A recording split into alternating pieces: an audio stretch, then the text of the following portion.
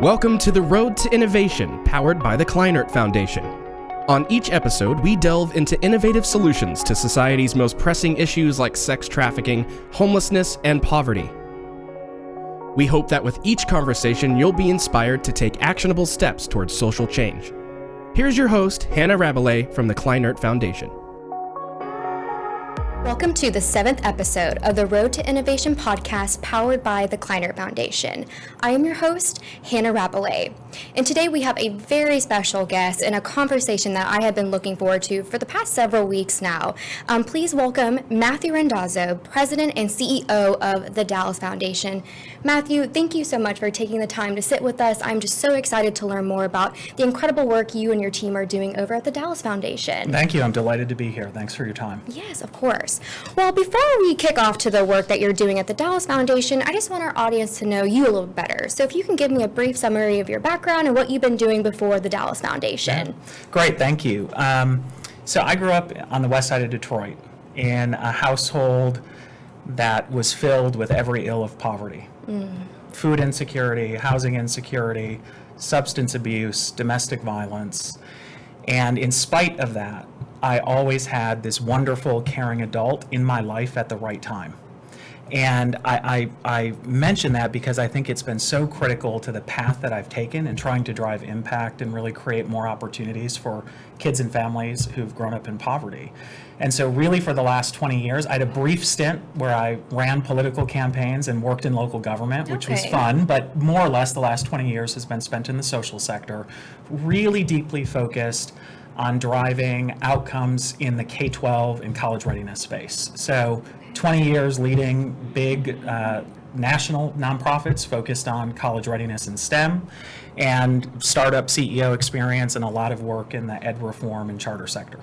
Wonderful. So what are some of the biggest lessons and challenges you learned during your past 20 years in various nonprofits? So I think, I think being a nonprofit leader is both similar and different from leading in other sectors, whether it be the public sector or the private sector.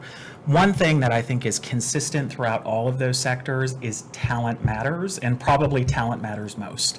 So as I think about this 20-year arc, I really invested heavily in finding the right members of the team and ensuring that they had the research and support that they need to thrive. One of my favorite things on LinkedIn, in fact, is this meme. It's a discussion between a CEO and a CFO. And the CFO says, what if we invest all this money in our people and they leave us? And the CEO responds, what if we don't and they stay? Yes. So I think that, absolute and unapologetic focus on talent is really critical, and that's been a real consistent focus.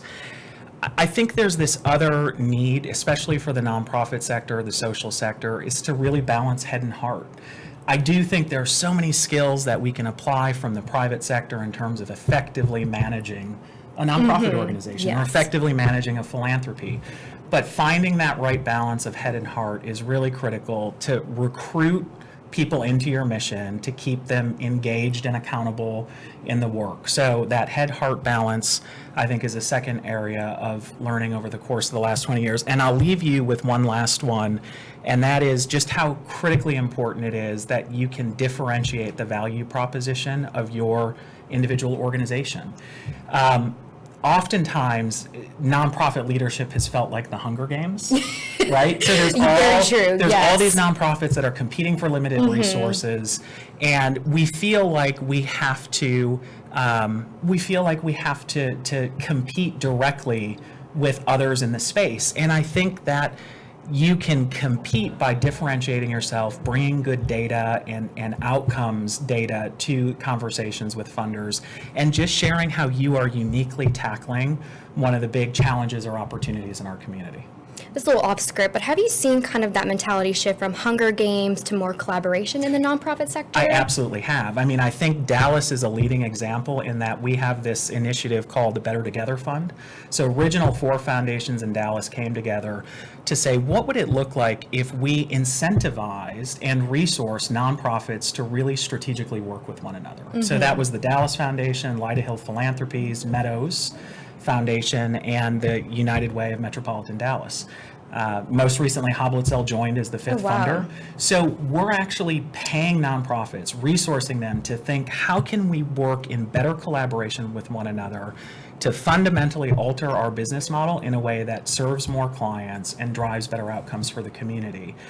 And I'm starting to see that kind of collaboration, not just on the nonprofit side. I think philanthropies tend to have a little bit of a thou shall approach Yes. to funding. And so I think this is actually the sector modeling and saying, we can get better outcomes with our philanthropy if we actually work a little more closely together. So I think it's a double bottom line, and Dallas is really a breakout example of that. I agree. I love Dallas, and I love seeing Dallas grow the past several years. Well, let's shift to the work that you're doing in the Dallas Foundation. So for those listeners who really don't understand the foundation world, can you just describe what a community foundation is? Which the Dallas Foundation is Texas's first community That's foundation, right. and it was founded in 1929. That's right. We're celebrating our 91st anniversary this Incredible. year. So we were the first established community foundation. We came about a decade to a decade and a half after some community foundations were being established in the rest of the country. I think the easiest way to describe the difference between a community foundation and a private foundation or a corporate foundation is that we are a collection of many, many donors. Okay. So whereas most family foundations are a single donor or single donor family, I have 600 different constituents that participate in the Dallas Foundation. About 350 of them are individual donor partners, and then lots of different organizations and initiatives in the community. So we're blessed really to work with a wide variety of donors who have interest in improving the community. And so in our space, a lot of the funds that we give are donor advised. What does that mean? So that means, someone who wants to do well and do good in our community, they might open up a donor advised fund account at the Dallas Foundation. So let's say they have a major wealth event and they contribute $1 million. So one path would be start a private foundation. Put $1 million in it, and the government tells you have to spend about 5% of that per year. If you partner with a community foundation, you can put that $1 million in, and then you get the strategic advising and support and all this sort of back office operational stuff taken care of by our team.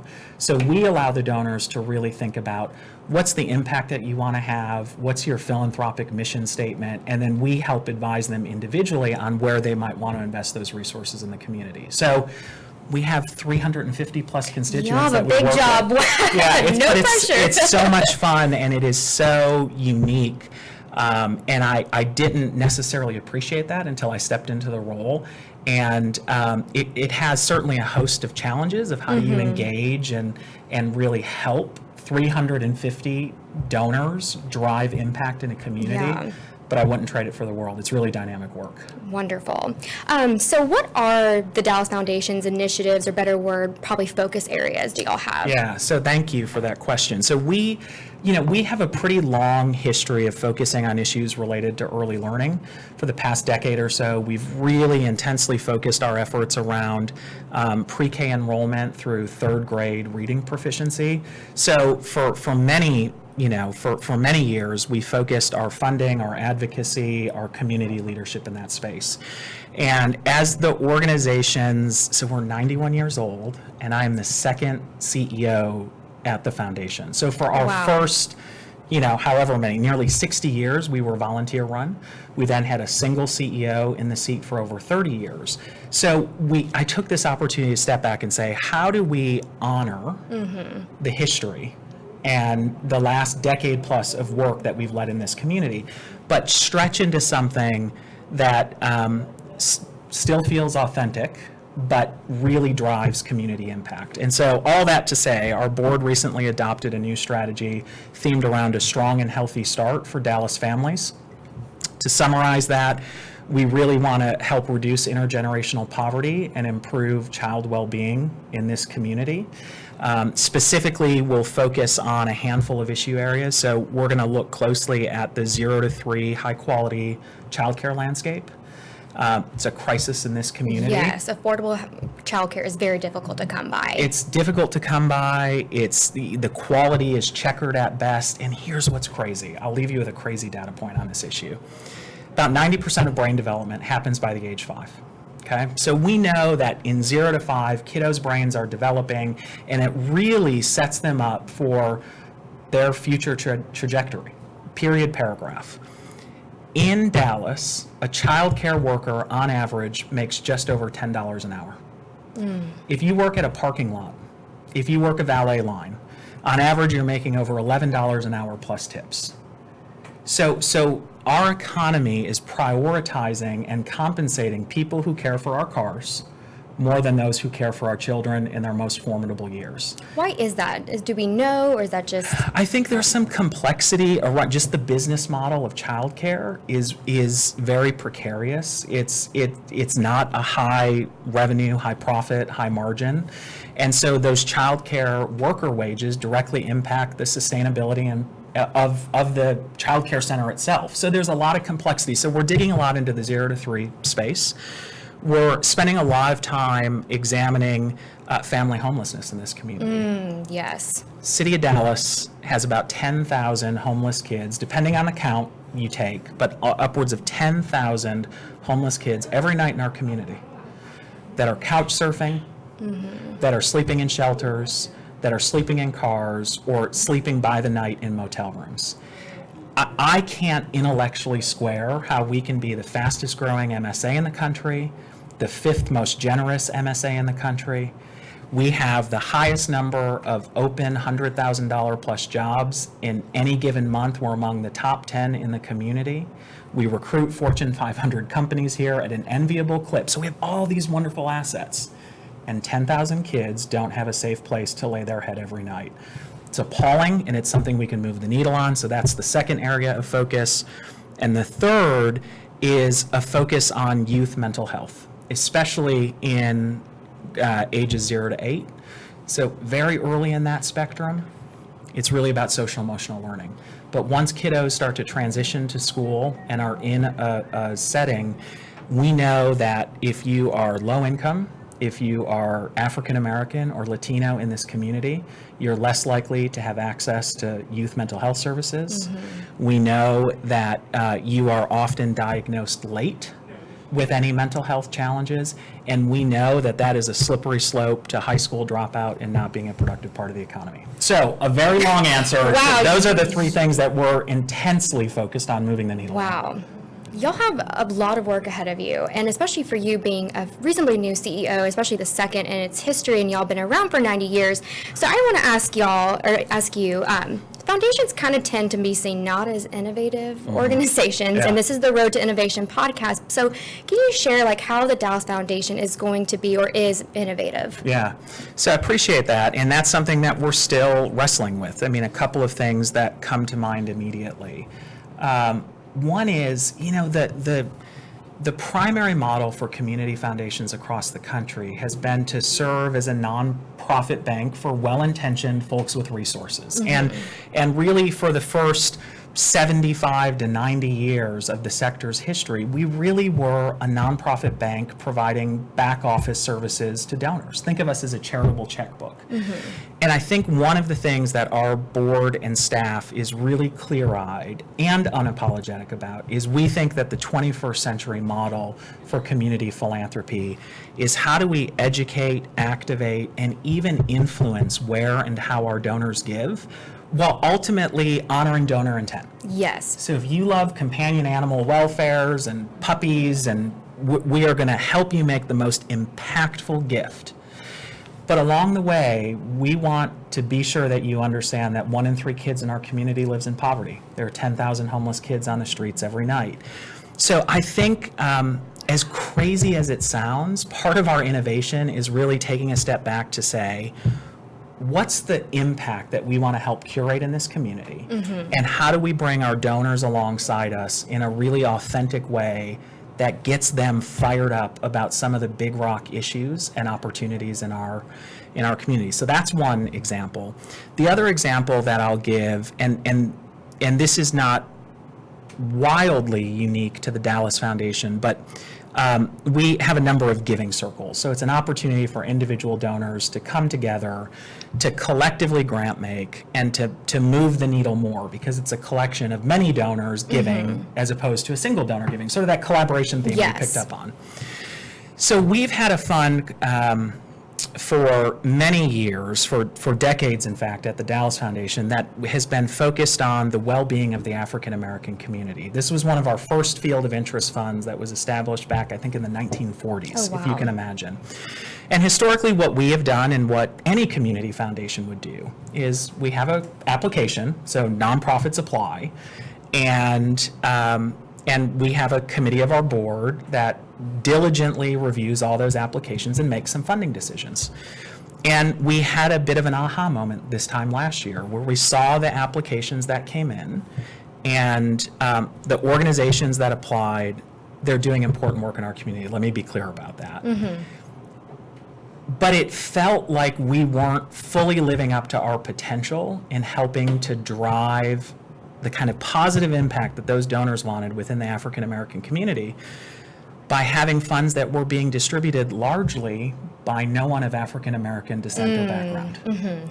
So there's this expression you'll hear of not about us without us. And so we went to the board and said, look, we see a real opportunity to engage a group of African American donors and community leaders and to actually give them the opportunity to direct that philanthropy. Wow.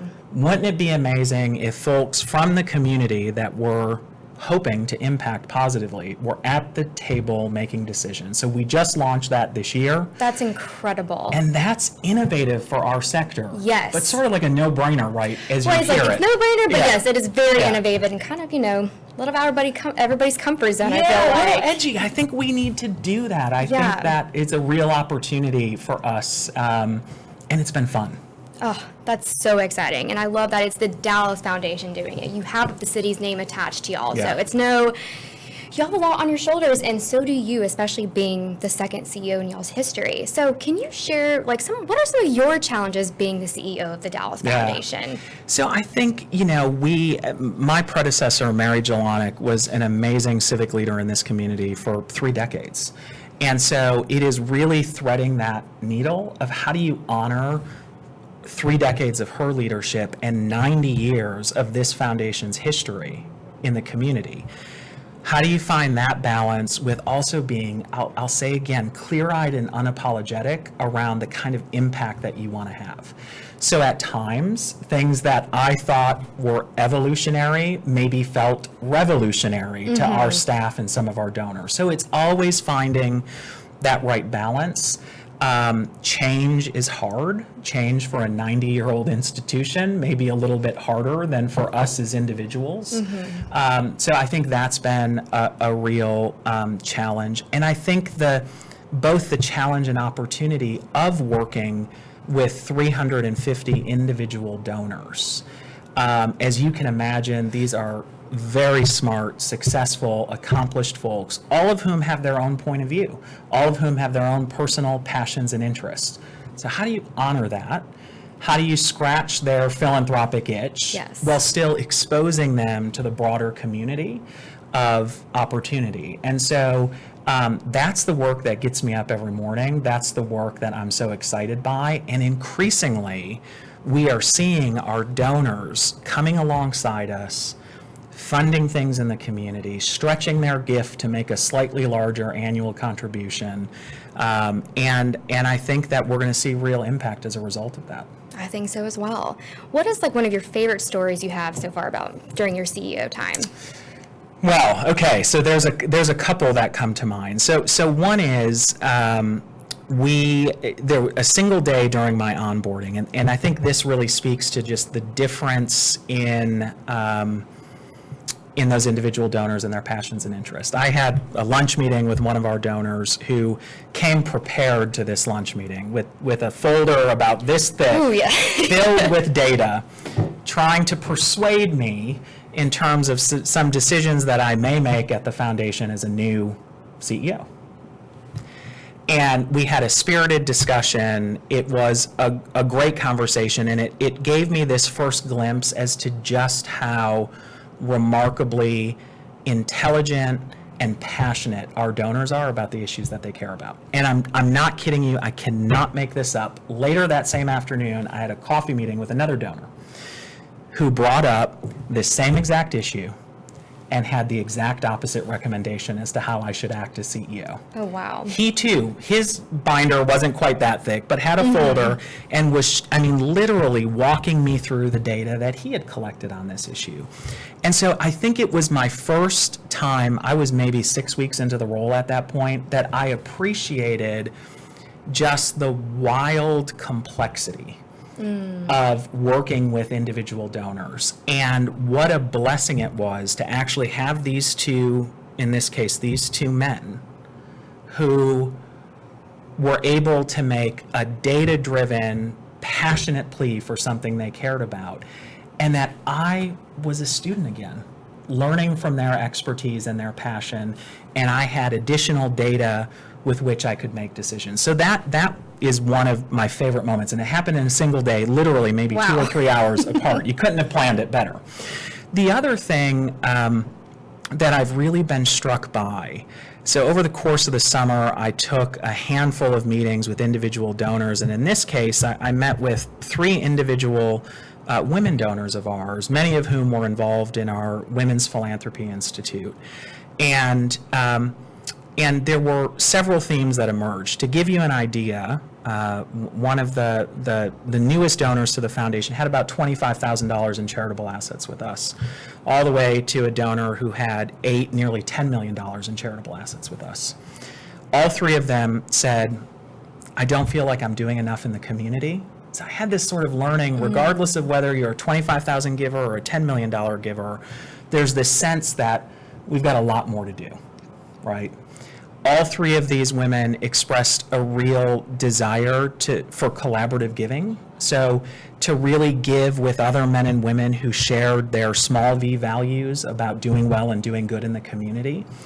And all wanted to be leveraged. Who doesn't want to be leveraged? They wanted to know if they put $100,000 into a program that, 5 other donors would do the same. Yes.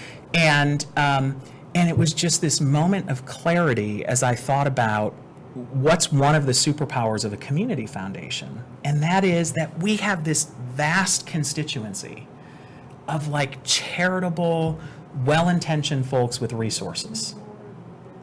And so what could it look like if we actually brought them together and we actually, again, educated, activated, and really influenced where they were giving? And so those 2 moments were both within about my first year in the role.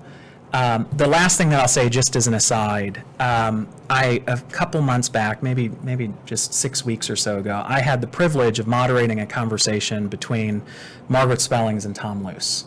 So Margaret, of course, is the former Secretary of Education. She was the figure that loomed largest in federal education policy when I was a young ed reformer. And Tom Luce was the founder and CEO of the National Math and Science Initiative, and I was his successor to lead NIMSI. And he was my board chair. Oh, wow. And I had this moment where I thought, only in Dallas, Texas, could some poor kid from Detroit have an opportunity to lead one of the city's most storied institutions and then to moderate a discussion between 2 of my heroes. And it was a pinch myself kind of moment. Yeah. And that's the platform that the Dallas Foundation has to really do good in this community and help others drive impact. But also that's a touch point for the city of Dallas and as a whole. I think that Dallas is so welcoming. I'm originally from Fort Worth, and I could never imagine. And we let you pass the border? I know. You let me drive down I-30 to get, I'm surprised. I guess I passed the Dallas test. But Dallas is such the land of opportunity, and that's what I love it so much. But there's so many people in our city that don't have the opportunities that we've been given. So can you just touch on what role does philanthropy play in solving our city's most pressing issues? So I think, Dallas is a city of remarkable opportunity, and to your point, a lot of complexity and disparities. 1 in 3 kids live in poverty. We talked about that. 10,000 homeless kids any given night.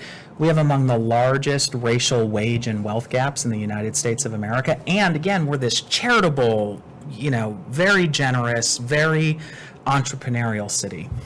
And so I think that this is a place for philanthropy to step up and provide, how do I frame it? I think the easiest way to think about this is philanthropy should help the public sector in particular and nonprofits de-risk innovation. So that doesn't sound very sexy. But think about this. You have the City of Dallas, County of Dallas, Dallas Independent School District. We are expecting amazing things from these institutions. And yet, if they try something new or they try something innovative and they fail, they are held to account, public institutions are held to account in a way that I think doesn't always exist in the private sector. So the role of philanthropy ought to be to put up the catalytic risk capital, to help fund some pilots. We ought to fail fast, learn from those failings, and then continue to push the ball forward. So if there's one thing I think philanthropy in this community can and should do, it's create that risk capital and recognize that if we're batting 100 in our initiatives, we're not being edgy enough. And we should play that risk role. Yeah. That should be the role of philanthropy. Where do you see philanthropy in the next 10 years? Because you've talked about how the Dallas Foundation is being innovative, but how do you see the sector being innovative in the next 10 years or changing? So, I mean, I think there are a handful of trends that that we're going to see nationally and here in Dallas. I mean, one, we are going to see this just remarkable transfer of wealth in this community and across the country. So we're going to see family philanthropies and family offices and privately held companies transitioning to next generation leadership. And I think I'm defined as a Zennial. I'm right on the cusp between a Gen X and a Millennial.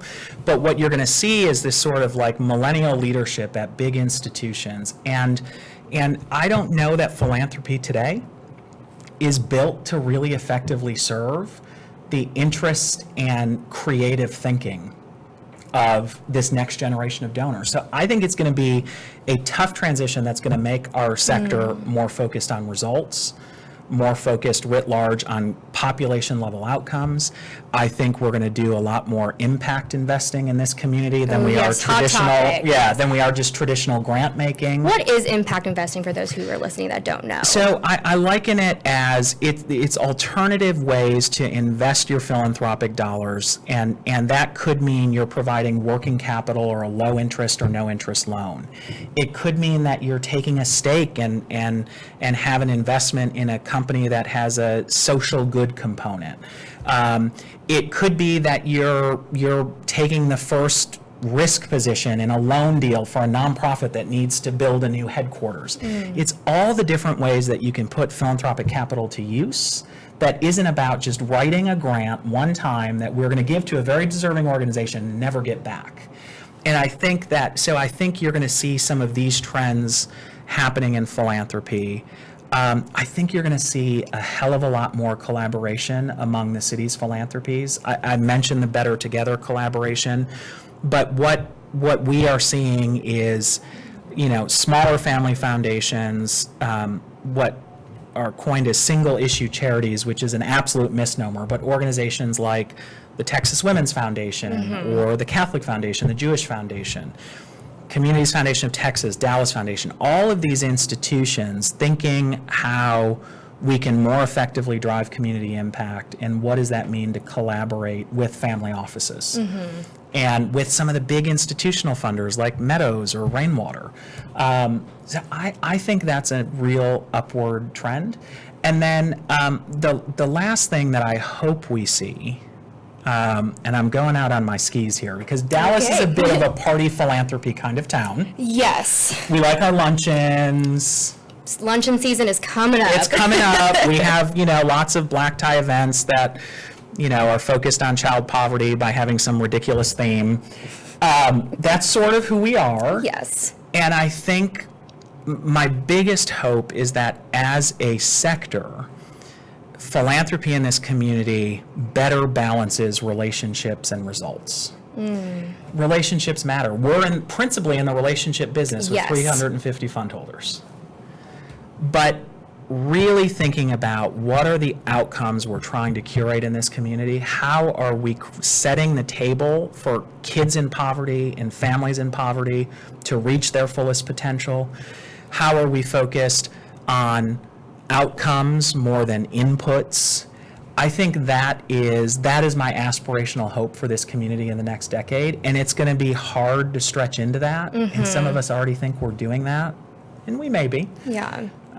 But that's my biggest hope in the next decade. How do you think we get people to make that shift from like the luncheons to actually the more relationships that we were just talking about? Yeah, I think it's a few things. I think as funders, it is always having that balance of head and heart. It's really expecting our grantees to lead with data. It's expecting our grantees to have a logic model or theory of change and action that actually sort of creates the outcomes.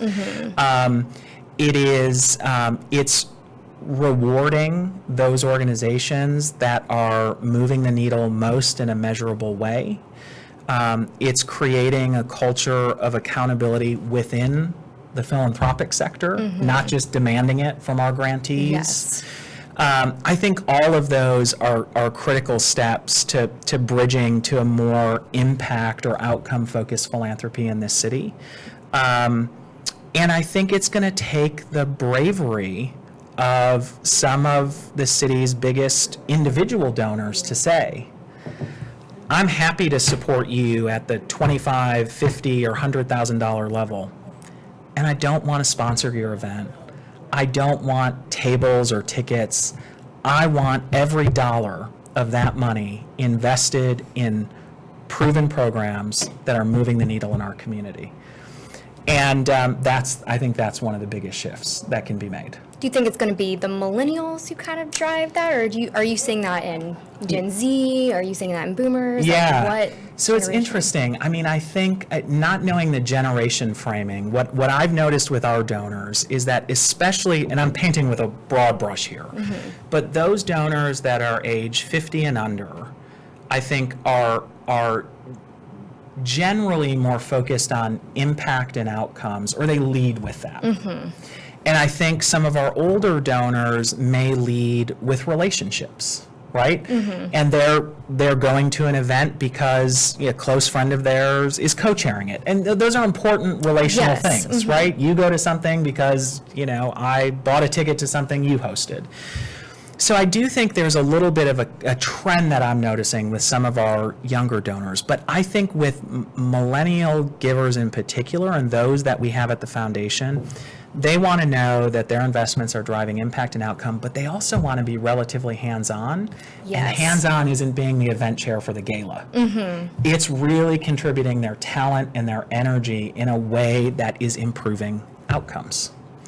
And I just think that's going to be a big shift for the nonprofit sector as we see that transfer of wealth. It's not to say we'll always have galas and we'll always have luncheons, and they have a place in this community without a doubt. But I think a lot of nonprofit leaders are going to be pushed pretty hard when their boards get a little bit younger, and when their donors lead with results versus leading with relationships. Do you think nonprofits are ready for that shift or wanting that shift? I think they want it. I mean, I don't know how many of them would raise their hand in a public setting, but I have this conversation often. Yeah. And I was having it recently with a collection, 3 or 4 executive directors that we were hosting to talk about childcare and child well-being. And I sort of talked about this party philanthropy atmosphere, and all of them said, if we could get out of the business of events, and we could get out of the business of the galas and scavenger hunts and everything else we do to engage our donors and actually put that effort into our program strategy and into results for children and families in this community, they would line up first. But it's a yin and yang, right? It's this balance of we need some of the donors to sort of offer that opportunity, and then it's a fundamentally different fundraising model for many nonprofits in our community. Yeah. Well, I could talk to you for several more minutes, but unfortunately our time has come to a close. So we like to end our podcast and our show just with a call to action. So what is your call to action to our listeners? So I'm going to give you a 2 or 3 prong call to action, Perfect. if that's okay, at the course. risk of overcomplicating things. I would say, first and foremost, we need to stop admiring the data in this community. I've talked a lot about those data points about kids in poverty and the racial wealth gap. But as a sector, I think we talk a lot about it. And we have to really get organized around how to move the needle. So what does that look like? It means less social media activism and more planning and execution. So there's this old adage around create a plan, work the plan, reevaluate the plan, and work the plan some more. And I think especially philanthropy, we have to get clear-eyed on the handful of issues that matter most in this community. We have to create both individual and collective plans based on the data and based on our understandings. We need to invite the nonprofit sector in and public sector in to be part of the solution set and the problem solving. And then we need to step back and reevaluate. So the last thing that I'll say related to that call to action, I mean, one of the things that's remarkable about Dallas, you've already said, we are a welcoming city. This is a city, as one of the 10 largest MSAs in the country, where the average person has real opportunity to connect with amazing business leaders, with our civic leaders. The most action we can see in this community is through city and county government. Get engaged.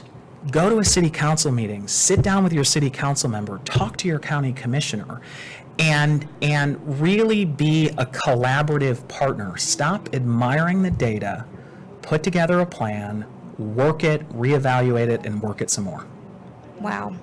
Well, thank you so much, Matthew, for your leadership, and I look forward to being in this sector with you and leading the charge, and I just hope our listeners got so much out of this. I know they will. So where can we find more information about the Dallas Foundation? So easiest way is to just go to dallasfoundation.org. We have lots of information about our initiatives and our work, and we certainly always invite anyone to pick up the phone, stop by the office, and just be in partnership with us, whatever that looks like. It's going to take everybody. That's right. Thank you so much, Matthew. And then thank you so much for listening to this episode of The Road to Innovation powered by the Kleinert Foundation. Have a wonderful day. Thank you.